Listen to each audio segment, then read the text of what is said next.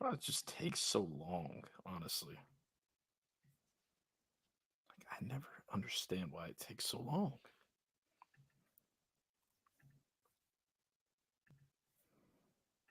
Hate when I hear myself echo.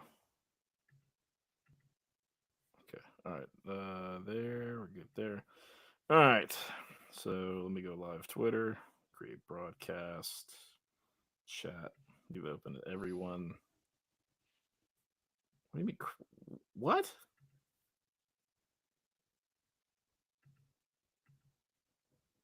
Uh-oh.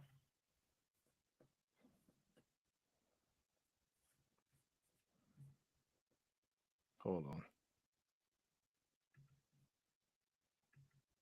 You still with me? Yeah. Okay. You're still there. I don't know what happened there. What is going on?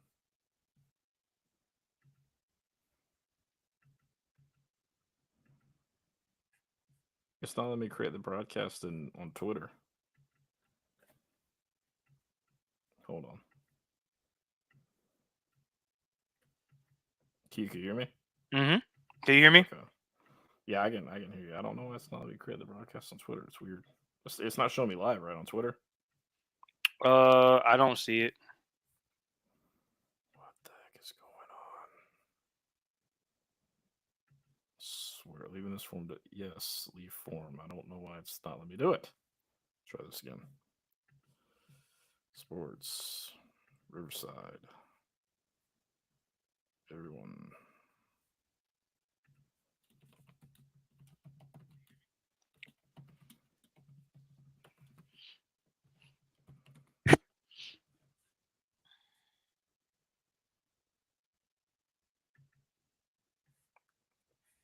All right, you ready to do this thing? Let's do it. Is it on Okay. Twitter now? It is live on Twitter. It is live on Facebook, and it is live on YouTube. Cool. So there we go. So we are live everywhere. Everybody, thank you for joining us on the Welcome Home podcast. My name is Famous Garnet. I'm joined by my co-host Q. What it do, y'all? What it do? And in today's episode, the pads are popping.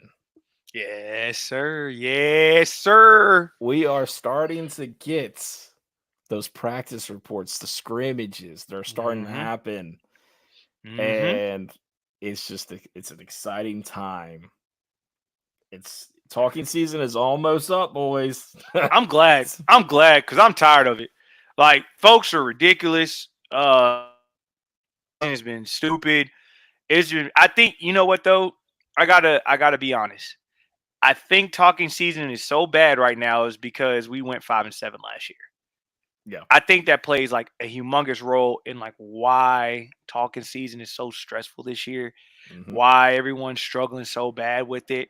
I think it was just the 5-7, man. Like we didn't play a bowl game, we didn't do anything else. We just kind of was there, and so I I think now that the pads have been hitting, and what we're about 2 weeks into fall camp, Hmm. I think folks will start understanding more and more, like we've said in the spaces and we've said countless times, this team is improved in every way you can possibly improve. Right. You you lose Spencer, you lose Xavier Leggett. It sucks. So still have talent on that team. Hmm. You have an injury-ridden offensive line that returned a lot of people that were injured, Yeah. while also returning people that got a lot of playing time and experience, while bringing in some people for depth wise, while bringing a recruiting class that had three very highly touted guys. You have a defensive line now that's three deep. Hmm. I mean, literally, we can roll out three deep in the edge room and in the D tackle room. So Yep. even if we went 4-2-5, we can go three deep with 4-2-5 and not miss a beat. Which is crazy. It's somewhere South Carolina. Especially under Clayton White essentially has Yeah, not been there. Like we have not had that opportunity, right? that's true. So That's true. to have this kind of defensive front to be able to do that is absolutely just tremendous because like I said, you really got to look back at where we've been and it's just I don't know, when you want to reminisce, right? When you want to reminisce, you look back at the Devin Taylor's, Jadeveon Clowney's, Melvin Ingram's, those kind of defensive lines, which I do want to talk about for today. Pat DeMarco and Steven Garcia, their podcast dropped, and I don't know if you've had the opportunity to listen to it yet. Not yet. I can't wait. I cannot wait. I'm telling you, it's really good. I would recommend watching it on Gamecock Plus at this point because there are details if you're listening to it that you do kind of miss. And like if you don't know Gamecock football, you don't know who's talking, it will kind of throw you off. Like, for example, they do interview Luke Doty and it kind of just goes right into it. And like, if you don't know Luke Doty's voice and you just won't kind of catch up until like they start talking about it. But I digress. Like in the episode, DeMarco, Pat DeMarco is talking about, looking back at when he was at South Carolina, where the proving grounds used to be and how different it is now. But he's talking about these guys right now, they are some maulers. Like they give those kind of vibes of like, the Ingram guy, the Ingram times and whatnot. And, for Lenora Sellers, they're like, Garcia was kind of talking about, how good like Lenora Sellers can be. So that was really cool to just kind of hear him reminisce. And like I said, I highly recommend everybody to check out the podcast. I mean, you will have, I mean, it will take you back, man. Like they talk about the dog days of summer and, what it was like for them to go get up and practice compared to what they have now and the difference in the facilities and everything. Yeah. And, yeah, man, it's spectacular, but it's really exciting right now for what South Carolina has with this defense. And when you hear that they're winning the practices, it's not the worst thing in the world. And I think that's where the misconception of the offense is bad comes from. Everyone is so used to the defenses that have been put out there for the first 3 years that they don't understand how deep and important the depth has been for this team going into year 4. Right. You have not had a defense. While we've had players that have flashed, in Mbare, the first year of Shane Beamer, Jordan Birch, second year of Shane Beamer. You just have had different guys do different things, but you've never had a consistent depth piece to it. And I think a lot of people are missing that portion of like why the defense is so good. If you're able to go 3 deep on a defense, when the only spot we are not technically 3 deep at is cornerback, and you don't have to be 3 deep at cornerback. That's not a necessity. No. But everywhere else you're 3 deep, that to me tells you way more about the quality of this team and everything. I was just in the spaces earlier with some people from different schools, and Tennessee fan was in there, Florida fan was in there, Texas fan was in there, Oklahoma fan was in there, Georgia fan was in there, and Ole Miss fan. And so they asked me about South Carolina, and I said, like, without a shadow of a doubt, we have a top half of the SEC defense on our hands right now. And a lot of them were like, are you sure? I was like, I'm telling you what I've seen. I'm telling you what I know. We have a top half. So with 16 teams, this team will finish no lower than 8, in my opinion, on defense. And I think they'll finish closer to the top 5 than they will the 8 part. I think people, not South Carolina fans, but the outside looking in, I think they really underestimate the speed that this defense has now, especially at the linebacker position. Speed. It's something that, like with Knight and Debo and Bam, I mean, those guys and J.R. Johnson and, it's just, I think people miss that because if you look at South Carolina last year, God help him, I mean, Stone Bland, I know he tried played his heart out, but he wasn't fast, in Pup. He just never got to the speed he was showing at one point in high school, essentially. And he was injured. He had battled some injuries last season. But I don't think the outside looking in is really taking that to account, right? They see South Carolina and in their minds are thinking, oh, well, it's, those guys that couldn't, make a tackle 15 yards down the field or it take them 20, 30 yards to finally get to them. Or, you know what I mean? Like it just took too much. There was no run stoppage, right? We had problems with that. And I think with South Carolina's defense this year, because of what we brought in, especially DeAndre Jules, man, that is a Oh man. guy Hey, that man. is going to rack up some serious man. playing time, Hey, man. and people aren't ready for what he's going to do. Hey man, He may DeAndre not win the Jules. stats, but you know. DeAndre Jules. So I broke this down into spaces, and I'm gonna break it down here for you guys. When you match up the defensive tackles, if we're running the 4-2-5, in a perfect world, what you need to match it up with is Tonka Hemingway and Boogie. Boogie's 300 pounds, so Boogie's there to eat up the blocks. Tonka's there to rush the passer. They need to, if it works out perfectly, Huntley's taking up 2 blocks, and then your other edge guys are taking up. So that's 1-on-1 for Tonka. Tonka wins that 10 out of 10 days. The next guys that are coming in are TJ Sanders and DeAndre Jules. DeAndre's 330 pounds. He's and plays like he's 2-something. Taking up the blocks, pass rush. Then you have another layer.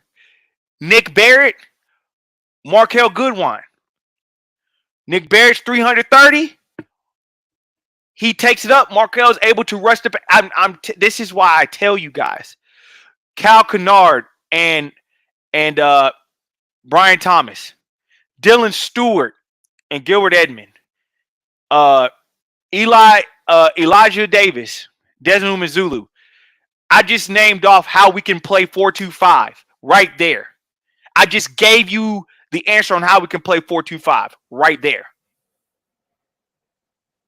Bam, Debo, Knight, Kamara, Willis, J.R. Johnson, Wendell Gregory. That's linebackers. Mm-hmm.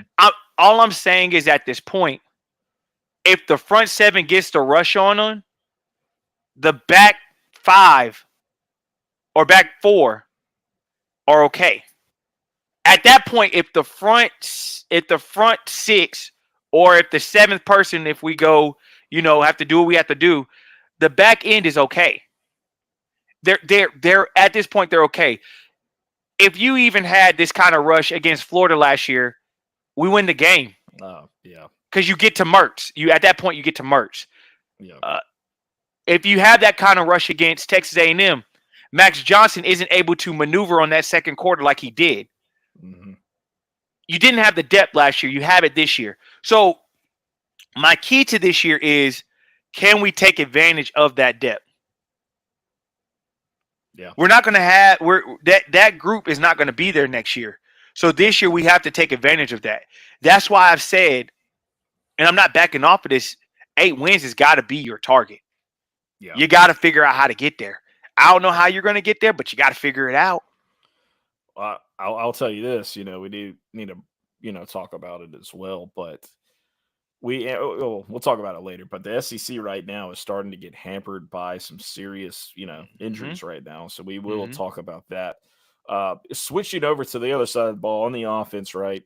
A lot of people have been concerned about wide receivers, right? That's been the go-in play, offensive line, why are so being out, that kind of thing.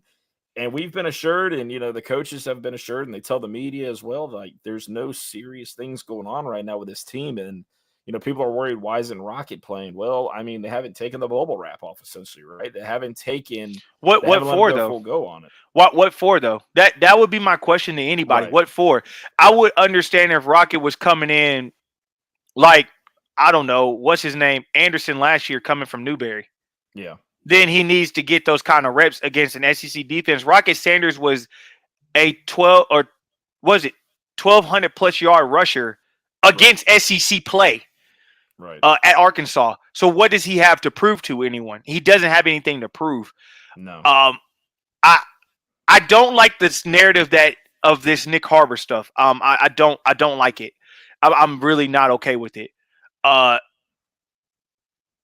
The offense in that play, they played 100 plays. They scored 2 touchdowns. So it was asked, 3 touchdowns were missed. Yeah. Drops happen, guys. No one's perfect. Drops happen.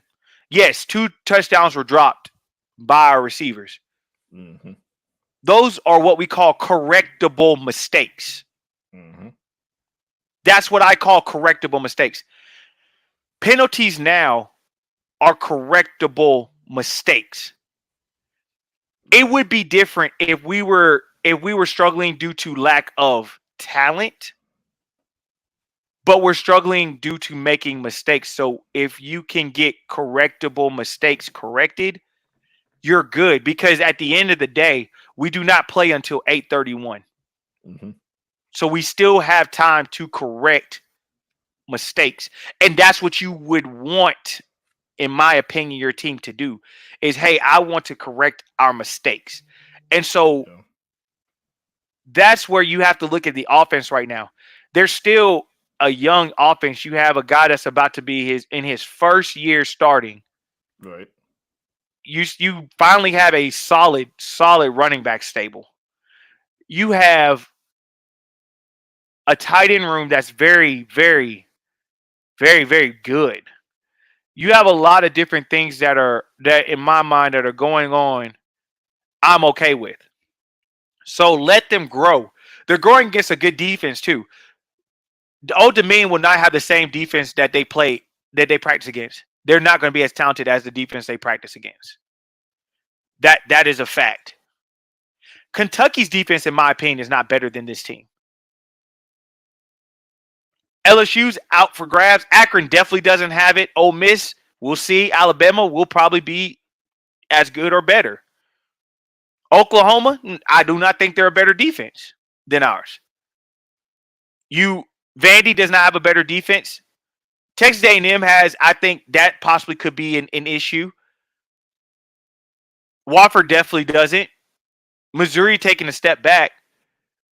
And Clemson has a really good defense. So I think the defense they're playing in practice will be huge for what's going on during the games. In my personal opinion, that is how I feel about it, and that's what I think will be end all be all when it comes to that. I genuinely think that's where we'll be. Yeah, no, I do agree as well. Have a bit of a camera issue on mine, but no, I agree. That's a great way to look at it, honestly. And I feel like South Carolina has just taken those steps to get there. Now, Q, my thing for you is that obviously, like I said, Rocket, hasn't gone yet. Obviously, Saturday is going to be a big day, right? They're supposed to have the scrimmage. Mm-hmm. If he doesn't go, then is there going to be any kind of concern there? Nope. And expend on that. Rocket Sanders understands the biggest thing for Rocket Sanders is understanding the playbook, getting his reps in practice, and being ready to go 8:31. There is nothing he has to prove in any scrimmage or anything like that. He's getting hit in practice. So it's not like he's not getting hit or anything. He's getting hit in practice. So I don't see, unless you see something I don't see, bro, I don't see the issue on it. Yeah, no, and I don't either. Like I said, there's just things being said out there. So it's always like, well, why are you concerned about it? Obviously, Rocket has gone against top SEC defenses before. I mean, golly, when Jordan Burch was here, he put 150 yards on us, right? Correct. I mean, that's correct. I mean, that guy can run. That was our best season we've had under Shane Beamer, and he was able to put 150 up there. That's what I'm saying. Rocket Sanders is exactly where he needs to be, doing what he needs to do. I'm okay right now. I think we're at a good spot, personally. Yeah, I agree as well, man. Now looking at the wide receivers, obviously we don't have the tallest, wide receivers, this season, and people are afraid of the height, right? But expand upon why South Carolina is going to surprise folks there at that wide receiver position. I like, as far as you've got those speedy guys, right? And those that speed wins, right? So talk about that. So my biggest thing is you can be 4'11", 6'11", 7'12", 7'11", whatever you want to be. If you can't get open, you can't get the ball. Mazeo Bennett has shown you he has a route tree from the heavens above.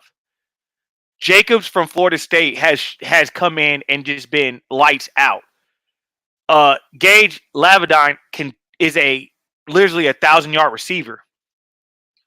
Nicholas Harbor has improved so much on his routes. Campbell has done elite work when it comes to those things. So my biggest thing is you have guys that can get open. Tyson Russell has improved his game tremendously. He's up to 190 now. He's literally he's at 190. And so with him at 190, it's done nothing but make things better. Right. 100% made things better. He was really good. He just had freshman moments. Yeah. So all you need now is just more experience. All it's about is getting more experience. Taking things down. So that's the biggest thing you have to do right now.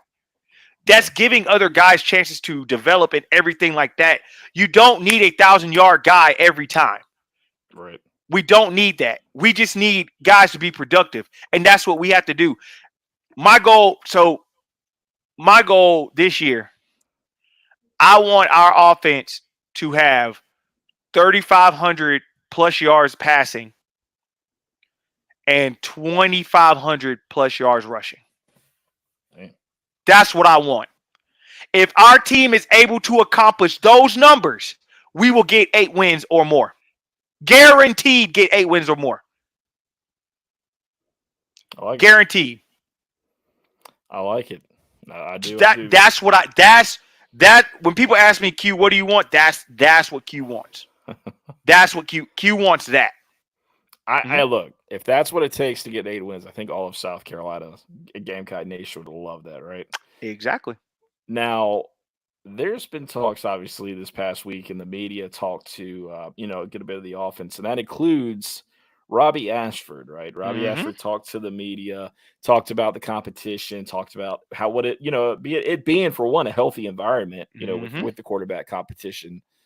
But, Q, talk about more about as far as like package wise, like what are we talking about here? Why is, why are fans kind of getting like a little worried? Like, well, is LaNorris like not, that further ahead of Robbie? People are like, they haven't named a starting quarterback yet. Look, we all know, right? We all know who QB1 is right now. We shouldn't even question this. I don't understand why this is even a topic of discussion, honestly. You don't want Robbie to lose his edge. Yeah, of course not. That's what this is all about. You don't want Robbie to lose his edge. But what I will say is, and I'm not apologetic for this, the staff is not going to stunt and risk stunning the growth of LaNorris to bring someone in. Yeah. If that was the case, there's plenty of quarterbacks that would have came here. Plenty. When I say plenty, y'all, there was at least 4 that I know of off the top of my head that are at different programs right now that ask for a starting position. LaNorris has the tools of everything you need in a quarterback. I cannot explain that enough. Spencer has told y'all that. The guy that just left told y'all how good LaNorris is. Yeah. Yep. It's about time you guys got behind it and understood it. Robbie understands it. Do I think Robbie will just sit there all season? No. But do I know that him being here helps LaNorris? Yes. Yeah. It does. You got to have that kind of healthy competition, and I think that's what's lost on this group. And when I say this group, I'm talking about players nowadays. A lot of people will run to the money and not play for the competition. Yeah. To me, if I ever had to, if it was up to us, Zach, because it was if we were those type of 4 or 5-star guys when we were coming out of high school, there's no way I would have passed up a chance to be a legend at my home school. There's not a chance on God's green earth that I would have led up on that. Like there's not a chance. Yeah. And I would say this too, man. Like when the days of J.D. Clowney, Alshon Jeffrey, Stephon Gilmore, guys like that, Connor Shaw, Steve Garcia, like when we saw them come up, obviously this was a different country, man, and like things were different. Social media was not running as rampant as it is now. If you would have told me back then, like you could make money streaming, playing video games. Oh, boy. Like what? I'd have been a millionaire. Oh, for sure. Like, could you imagine? Like, you could, like when kids like go to school like these days and like, what do you want to do when you grow up? And these kids are like, I want to be a streamer. Like, that's a thing now. Like, that's a whole thing. That's a whole thing. I mean, these kids. I mean, some of these guys can make thousands of dollars a month. I mean, that's just insane. That's where we're at. It's exactly where we're at. But it also shows where we're at as far as NIL goes. We're as far as where we are with transfer portal. But we've had guys come on the show, they hop on here and they're like, they tell you how they feel about it. They tell you how they felt about NIL, about the portal. And we've got some strong stuff from these guys, right? Correct. Not everybody looks at this portal as the same, right? As the transfer portal is the same. They don't look at NIL as the same way. Alex Huntley, once again, shout out to that to the Garcia and DeMarco podcast. They had Alex Huntley on, and Alex Huntley said one of the biggest things he wants to gain off NIL, if he can this season, is off of basically networking with people, meeting new people, because he knows it's not a short game for him; it's a long game. That's the long game. Networking is everything. That's the long game of this. It is. It's a 40-year decision. This is short-term money. Mm-hmm. It'll get you by in school. But, man, what you can do if you stay loyal and stay here and stay true to what's going on, it's immaculate what you'll be able to do. I think it's going to be interesting, personally, to see the difference between, like, high 5-star or high 4-star guys and see how much of a bust they are because of what they took out of NIL in college and never got to the next level because of what they took out in college. They never took the chance to develop. They never took these, to take it serious. Well, take it serious. They had the chance to. They just didn't take it serious. Yeah. Right. They didn't develop. They didn't have correct financial advice to get them to deal with this kind of money with NIL to where you're seeing the problems in Colorado and Georgia, the constant DUIs, the constant traffic violations, the issues. And it's something it's not going to stop, for one. And what kills me, what really gets me, is that for Georgia, for example, it's gotten out of control, for one. But also with the University of Georgia, there has been fatalities. That's what I'm saying. Because of things that have gone on over there. That's all I'm saying. Like it's absolutely wild. You at this point, either you're serious about football or you're not. Right. That's all NIL is showing me is cats that are serious about it ain't even talking about the money. Yeah. Cats that wanted it.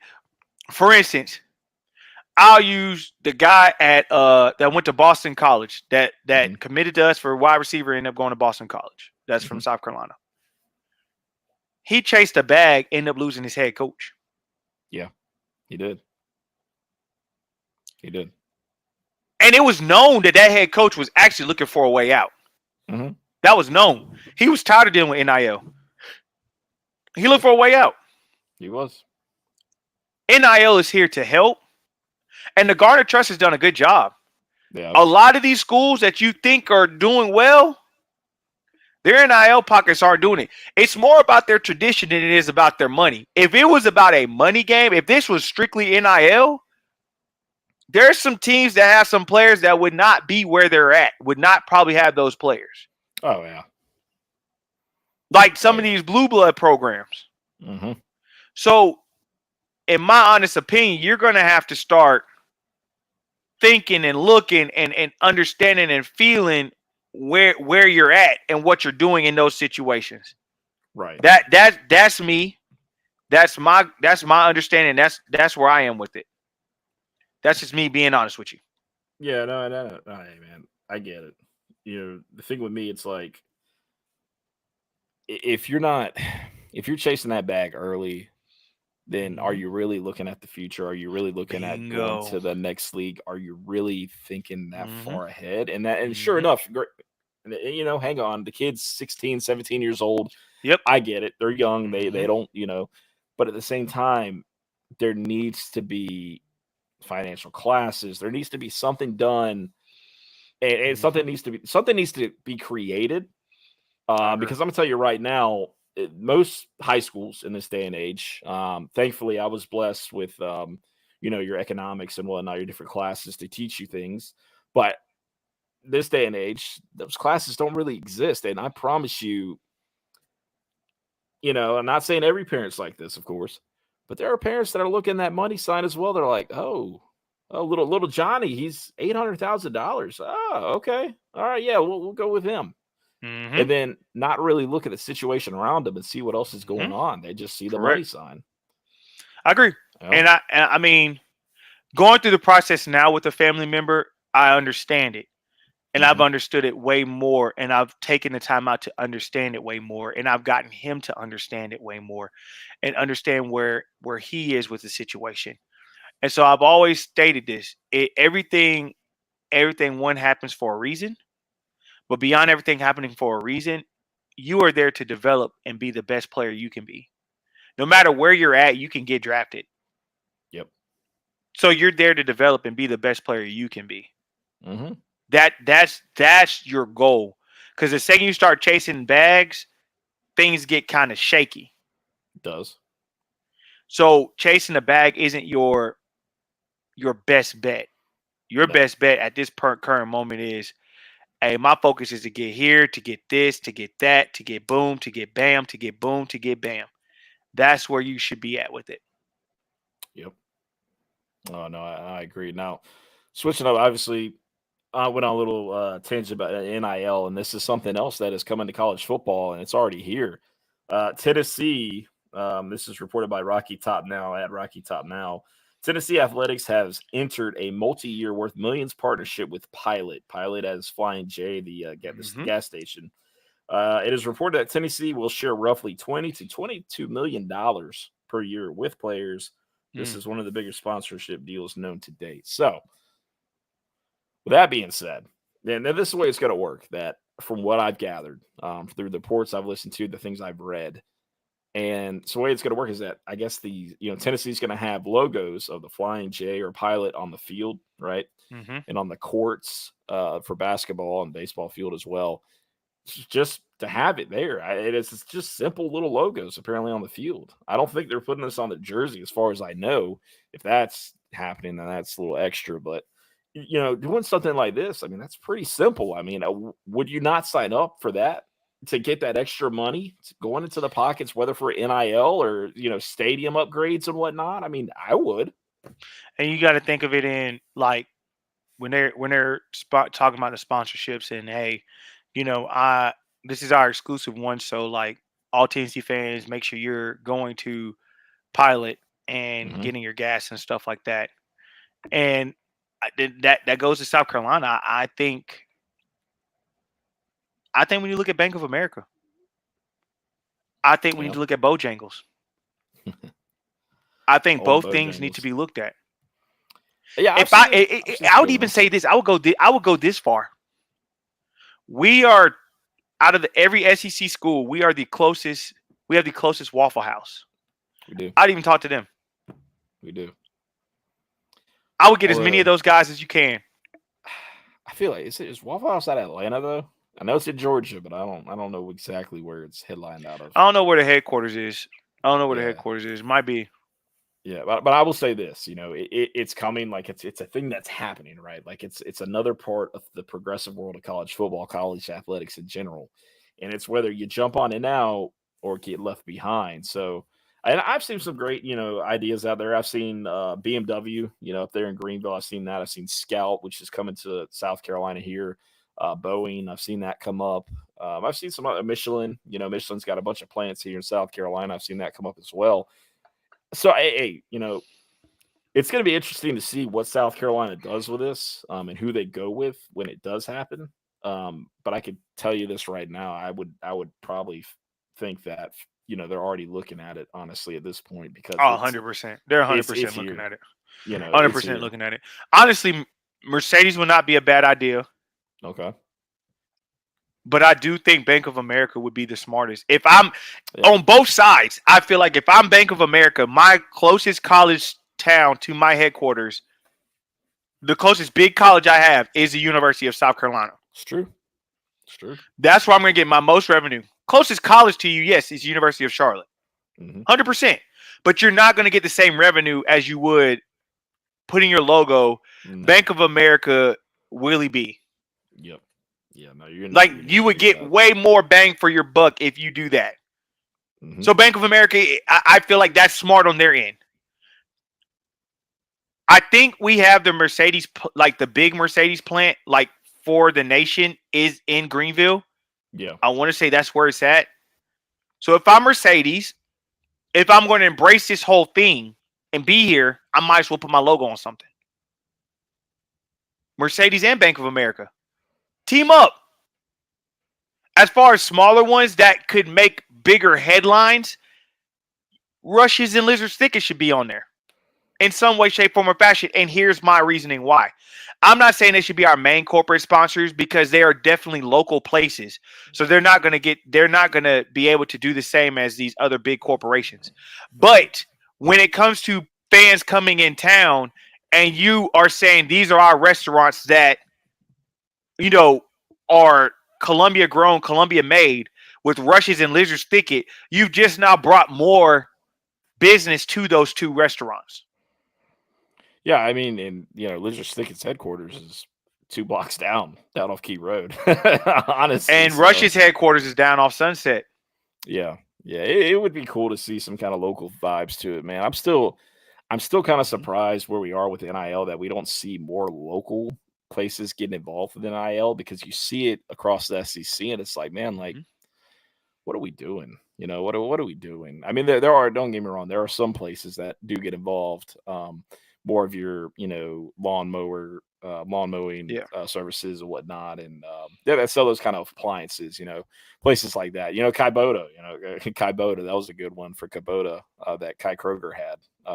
That was a pretty good commercial set that he had for a while on a 7.5. So it should be, like I said, very interesting as far as where we go with it. So moving on, obviously around the SEC, we'll keep it going. We have been blessed at this point, right? We have been very blessed to be where we're at on the certain report. And I'm not even gonna say the word, honestly. I'm just not gonna do it. Yeah. But that report right now is hampering a lot of SEC teams right now. You just lost 2 running backs for Texas for the season, which, by the way, one of them was supposed to get some significant playing time. The other was fighting in Missouri for a starting defensive end position. Okay, starting defensive end position, a transfer from Georgia. Now that he's out, he was going to be a starter. He was going to be a starter. And Oklahoma just lost a wide receiver. So it's like these things are happening right now. So we, like I said, are very fortunate to be where we're at right now on that particular report. I agree. Like I said, I'm not saying the word. You guys know where I'm going with this. I'm not even saying what happened with them, right? But you guys know where I'm going with it. So it's just very good to feel where we're at right now at this very moment. I agree. Coming out of a scrimmage, I was pretty pleased with where we're at coming out of the scrimmage time and doing all these different things and having all these different avenues and roads that have gone on because it has been physical in practice and has been some serious hitting, some serious stuff going on in practice. We're still able to make things shake. I'm happy. I'm personally happy. Yeah, and I feel like after this second scrimmage, we'll find out more about what's going on there here real soon. So it's gonna be good. Hopefully, like I said, Rocket does go, so we can kind of hush some people up there. If not, no big deal. It is what it is.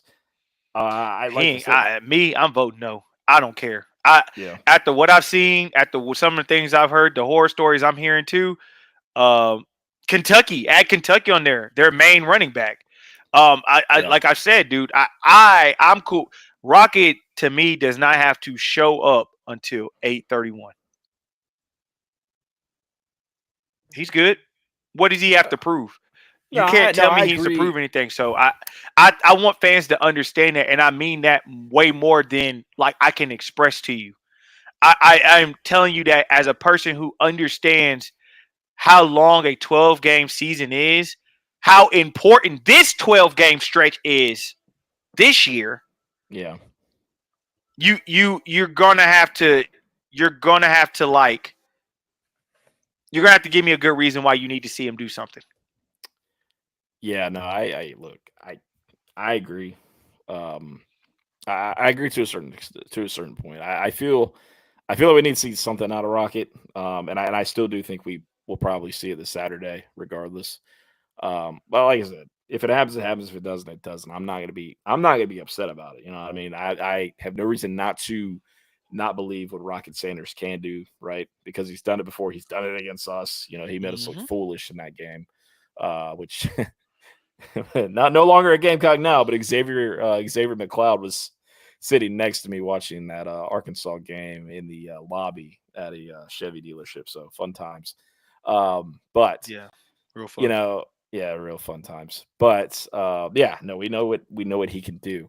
Now, Hugh, the NFL is back, right? We've seen some preseason ball, right? There's some guys that are starting to hear their names a little bit more.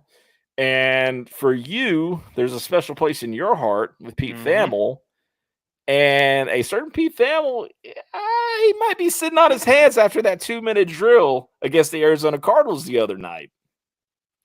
Hey, man. Pete, if you let me on the show, I might forgive you. I might. You had all this to say about Spencer, and now you're very quiet. I don't understand why you are quiet like that. I'm trying to understand why you're taking this approach personally. This is me personally. But the way I look at the situation, hey, bro, you brought this upon yourself. You brought this upon yourself. You thought it was okay for what you did. Mm-hmm. You thought that I didn't. Mm-hmm. No one else did. You thought that. Yeah. So, I mean, you tell me. Mm-hmm. You tell me. Spencer has looked amazing in preseason. Spencer has done well in practice. I mean this when I say this. Spencer might get that play time this year. He could. There's a chance if things go wrong with Carr, I can see Spencer making some things shake. That's just me personally.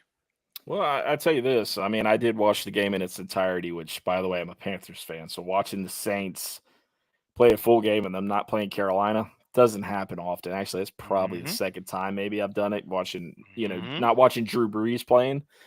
So with that being said, I watched Spencer in his entirety, and I got to say, I was really impressed because, for one, his pocket presence and the pocket collapse for the Saints. I'm going to tell you that right now. Myles Murphy from Clemson, Xavier Thomas, I'll give them the props, dude. I don't know how many years Xavier Thomas has left in the football tank per se, but he looked damn good against Arizona, against the Saints. I will give him his props. Nice. He looked good. But also Myles Murphy did have a couple of false starts for Arizona, or encroachment for Arizona. So, but dude, Spencer Rattler maneuvered down the field well in the first drive. He looked great. He had a bomb. I think it was about like 40 yards that if there wasn't PI, defensive pass interference, that ball would have been called, and that would have been like a 45-yard reception. And it was an absolute beauty, man. It was an absolute nice throw. And then just the 2-minute drill alone, the Cardinals went up and Spencer maneuvered down the field, did what he had to do, over the back to shoulder pass in an NFL game, in a preseason. That's all I'm saying. That's all I'm saying. That's a hard pass, guys. Spencer has always had the tools and the intangibles. He had the free reign in Columbia that he needed without the pressure that he had that was on him. If Spencer did not have the injuries, I'm telling y'all, last year would have been an interesting year. Had Spencer not had the injuries on the offensive line. Yep. Had people played when they were able to play. There's just so many different factors last year. And Spencer does exactly what he needs to do. Spencer is a great player. And so you gotta look at that, man. Spencer is I will tell you this. I genuinely believe Spencer is going to be a 10 to 12 year quarterback ordeal, in my personal opinion. I could see it. That's my personal opinion. I could see 10 to 12 years. I could realistically see it because here's the thing about the Saints. The Saints normally have a pretty decent offensive line. I mean, they always did under the Drew Brees years, of course. I mean, he was never really running for his life. So, I mean, the Saints normally have a pretty good, offensive line. They're really good in the trenches. I will say this about the other guys around the league, too, that I was highly impressed with. Jalen Brooks had a nice catch from Cooper Rush for the Dallas Cowboys. I think it was like 40-some yards. I keep forgetting he's like the backup quarterback there. Keep forgetting Cooper Rush, yeah. He looked which is cool, too, about the game for Rattler, the over-the-shoulder catch. That was to Puka Nakua's brother. Yeah, For so real? that was Nakua's brother. So, Interesting. fantasy football extraordinaire, fantasy football savior of mine last year to help me win the championship. By the way, in my old jobs league, so that was great. Shout out to Puka Nakua. Now, Marion Brown showing Mhm. flashes in training camp, by the way. And I did, as I'm wearing my Senior Bowl shirt right now, I did have a conversation with the guys I met down in Mobile this past January, February, whenever it was. Good Lord, time just flies by. But talking with him, like he's saying, Brown has had some serious flashes. Like he would not be surprised if he makes the 53. And I'm like, well, that's really interesting. He's like, well, he's got the speed and he's caught everything thrown to him. Like, I posted a video the other day of Deshaun Watson hitting a Marion Brown for a bomb down the field. Mhm. He caught he caught every reception to him in the preseason game. He had a touchdown that got called back because they got a legal man downfield. But he's shown that he's had, promise. He can catch the ball. He has a speed. Like Marion Brown is a really good wide receiver, and I really think that given the right opportunity, he He's can going to excel. showcase it. He's He's going to gonna excel. exactly. He's going to excel. And I agree with that. You I know, do agree with that. I think the more we're putting in the league right now, because I do think a Marion Brown could have slid into the 7th round yeah, if the right people were looking at him. But the more guys we put into the league, I think is going to show the talent that we have coming out of Columbia right, and how big and important it is. So I think yeah, that's something that's going to keep growing as well. I think we're going to have a nice size class this year as well that yeah. enters the NFL, especially if we have a really good season. It's about having a good season. It I is. It promise you. is. It's all about having a good season. It is. And I will say this too about the Senior Bowl. Shout out Jim Nagy. And also shout out to Ryan Wilson, dude. Ryan Wilson has had My Spencer man, Rattler's back my throughout man, all of this. And my man. if you guys haven't listened to with the first pick through CBS, NFL's only podcast they got with CBS Sports, I highly recommend you tune in.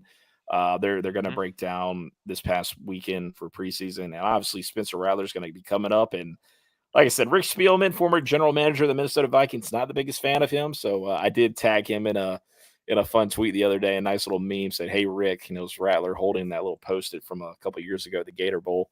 Mhm. So that should be fun. Rick told me, not Rick, Ryan Wilson told me he's gonna, pass that message on to him. But it should be interesting to hear what they're gonna say about Rattler on the show. So like I said, tune into that. And dude, shout out to Damiere Byrd. Yes, sir. Like, Getting another who contract, bro. knew? Get another Who contract, knew? bro. The man was good. That's what a lot of Oh people my don't realize. god. Like he was beyond just fast. Like the man had some routes on him. Mm-hmm. He could get open. Mm-hmm. Beyond just speed, he could get open, bro. So And shout out to Demir. the amount of former players that have talked about Damiere Byrd, they've quoted Hmm. my tweet and talked about Damiere Byrd after they played with him. KJ Brent was one of them. K1 Lewis. Yeah, There's a bunch of other guys too that have talked about this. Like Damiere Byrd, his work ethic, how smart he is. Like you got to yeah. think. Like sure, he has not accounted for a ton of touchdowns, a ton of yards in the NFL. But the fact of the matter is, the man is still playing the game that he loves at his Still age. playing the game. Mm-hmm. Like let's call a spade a spade. This is beautiful. Mm-hmm. It's beautiful. No lie, it's beautiful. So I'm with it. I mean, We it's we fantastic. we got a lot of good football coming ahead of us. A lot of We do. good, both NFL and especially in college. And this is going to be a fun season. Uh, the attitude around there is different. I think it's going to be a fun season, man. Yeah. It's going to be a great season. No, I do agree. I'm super stoked, man. I just Hmm. 17 days away now, 16 days away when you listen to the podcast after this gets uploaded. Hmm. I'm ecstatic, man. Like I'm ecstatic. Also another NFL note, Xavier Legette was back at practice with the Carolina Panthers running drills. So Good. more than likely he'll probably be full go for the next preseason game, I would imagine. Good. And we'll probably see everybody back. J.C. Horn didn't play. DJ Wanham, J. Davion Clowney, none of the guys played that first game for the preseason. So I just, like I said, it's gonna be like I said, what you said, man, really good. A lot of good football coming this way. Hmm. I'm super excited, man. I'm super stoked. Like I still play. I'm still playing the college football game. Madden, the new Madden came out. I'm not touching it. I'm not even looking at it. Sorry, it's just not. There's nothing to me that makes me want to buy Madden unless you're playing with Spencer Rattler. Sure, that's I'm not playing cool, with it. but I'm not using it. yeah, So I'm with you. Yeah. I'm just not with it. Not with it at all. Well, Q, that's really it for the show, man. You got anything else that you could tell the people? Nah, man. I'm just like I said. We're 17 days away. Mm-hmm. We're good to go. I think it's gonna be fun. Let's see how this plays out. Yeah, we're man, we're so close, man. Yeah, we just need to play ball. We need to play ball. That's all we need to do. We need to play ball. Yeah, that's the biggest thing. Let's play ball. And like I said, at that point, the wins start coming in. Recruiting starts getting interesting again. I'm telling you, there's going to be some names. Q, you've already talked about it. You've talked about these guys wanting to see what happens with the results and all that. So I agree. These guys win, bro. I'm just anything's anything can happen, right? Anything can happen. So let's go. Let's make it happen, guys. Also, I want to thank everybody for voting for me in the Twitter contest. Yeah, congrats, man. That's big. Congrats. It's pretty cool, man. It's pretty cool. But with that being said, there is a podcast, Best of Columbia, for the podcast section. So 2025, we're looking at y'all to get us, there. Get us over the hump, bro. Get us over the hump. So, yeah, to get us over with Best of Columbia. So, like I said, I appreciate everybody, voting there. That was a really cool thing to win. And shout out to also I want to bring this up to the university with the soccer game that just took place in Columbia. Hey, look, man, they did a phenomenal job putting that event together. I talked to Ray Tanner during the match. We were up there in the press box talking, and it's all about how many moving parts it took to make this happen. And, Chance Miller and, the grounds crew and everybody else. And, man, like over 77,000 people in there, the most that anybody's ever seen in a soccer match in the Carolinas, North Carolina, South Carolina. And that includes any FC Charlotte games. Yeah. Massive. Big stuff, bro. Massive stuff. So we're going to see.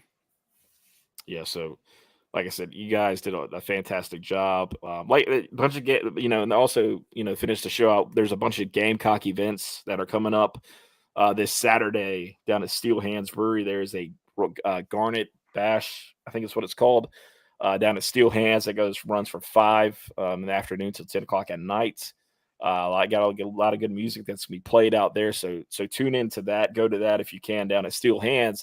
And then the following Saturday, Connor Shaw brings his company down to Craft and Draft in Irmo, South Carolina, and they have some kind of powwow out there. And I will be attending that. So, like I said, a bunch of great events coming down the stretch for South Carolina. I highly recommend getting out to all of them if you can, both if you can. We're almost there, guys. We are. Yep. Oh, we're so close, guys. So close. It's facts. So close. Well, with all that being said, we appreciate everybody tuning in to the Welcome Home Podcast, watching us live here on X/Twitter, Facebook, and YouTube. We appreciate everybody tuning in on Spotify and Apple. When you're listening to this, you can listen and review the show on Spotify and Apple. I'm Famously Garnet. That's my co-host Q. We'll see you next time.